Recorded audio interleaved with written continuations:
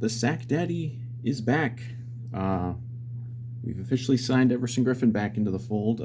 Been talked about for since last week. Sometime they said they were going to bring him in and work him out. Nothing happened over the weekend. I personally thought they were going to wait and just do it after week one, because then you don't have to guarantee a contract. They have money though. I did a little searching to see what the money was. I didn't see anything about the money. Maybe that'll be out. Maybe that's already out. I can't imagine it's more than like veteran minimum or just barely over that, which is like a million something. I'm very excited by this, not just because I recently got a Griffin jersey on discount, but yeah, I'm excited for this because it's just one more piece into the fold for the defense. It's one more pass rusher. I know, the negatives are going to say, "Oh, does this mean that they haven't liked what they've seen from, obviously Daniel Hunter hasn't played in the preseason, and he's gotten some time off in camp too. I think, it's been kind of the Weatherly and Wanham show as far as starters go. It's like, have they not liked what they've seen? I don't know that this has anything to do with that. I think it's just, hey, you have a chance to get a guy for cheap who's got at least something left in the tank. Certainly knows the defense. He played what, 6-7 years for Zimmer. He doesn't have to worry about getting up to speed. He's up to speed. He knows it. And the last time we saw him, not the very last game, but the second to last game that he played in purple, him and Daniil were out there dominating the Saints in the playoff game. So I certainly think he's got something left. I mean, they tried to get him back, re-sign him the previous offseason. He just took a different deal. And had a pretty nondescript year for Dallas and Detroit. And I don't think it's necessarily like, oh, nobody wanted him, the whole offseason, so he must not be any good. I don't know if that's true. Like, he's what, 34? Guys like that aren't necessarily going to be hot commodities in free agency. But, I think he'll fit right in. Whether he'll start or not, that's probably to be determined. Hell, he might even be able to play in this next preseason game.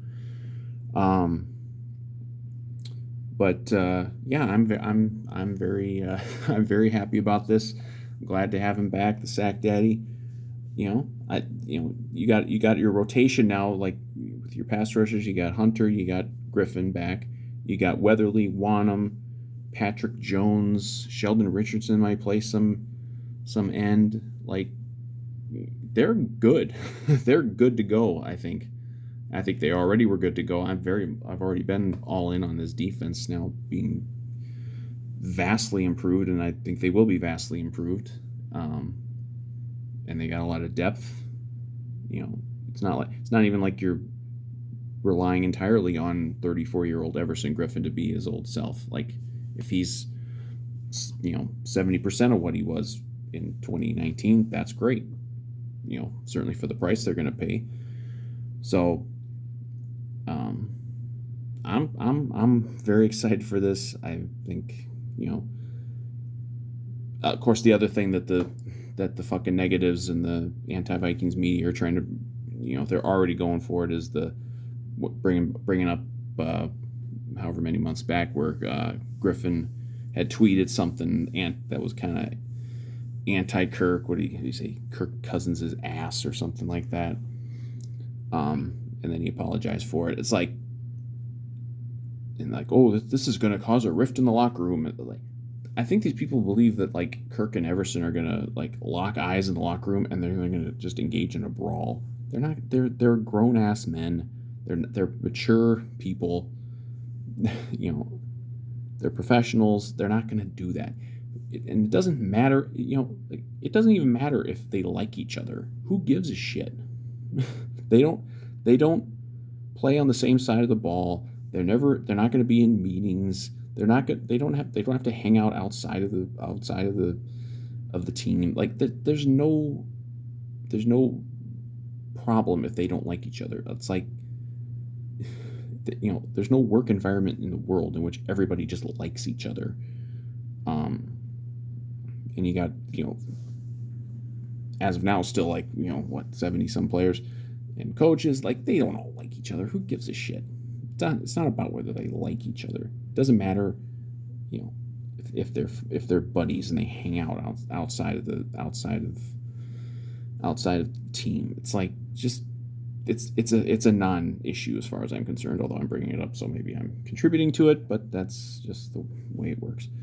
But I don't think there's going to be any issues in the locker room with, they're gonna fight. They're gonna fight it out, because I think Kirk is probably smart enough to know that you probably don't want to get in a fight with a big burly defensive end.